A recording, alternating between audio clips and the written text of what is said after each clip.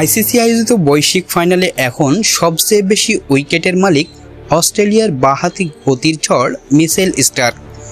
গতকাল বিশ্ব test championship ফাইনালের প্রথম দিনেই দক্ষিণ আফ্রিকার দুই ব্যাটারকে শিকার করে নতুন ইতিহাস গড়েছেন এই পেসার।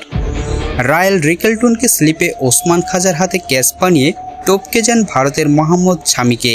এরপর এডেন মার্করামকে বোল্ড করে রেকর্ডটা আরও এক ধাপ মজবুত করেন স্টার্ক। এ নিয়ে বৈশ্বিক ফাইনালে স্টার্কের মোট উইকেট সংখ্যা দাঁড়ালো 11টি, যা তাকে তুলে দিয়েছে এককভাবে সবার উপরে।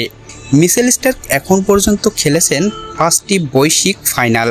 চলুন দেখে নেওয়া যাক কোন ফাইনালে কতটি উইকেট সংগ্রহ করেছেন স্টার্ক। 2015 ওয়ানডে বিশ্বকাপে নিয়েছিলেন 2টি উইকেট।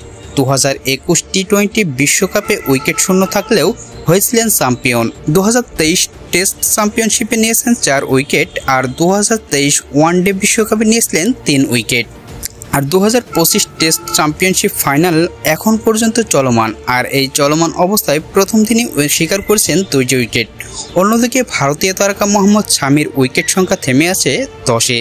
4টি ফাইনালে অংশ নেওয়া শামির সেরা পারফরমেন্স 2টি 4 উইকেটের স্পেল, কিন্তু স্টার্ক পেছনে ফেলে দিয়েছেন তাকেও।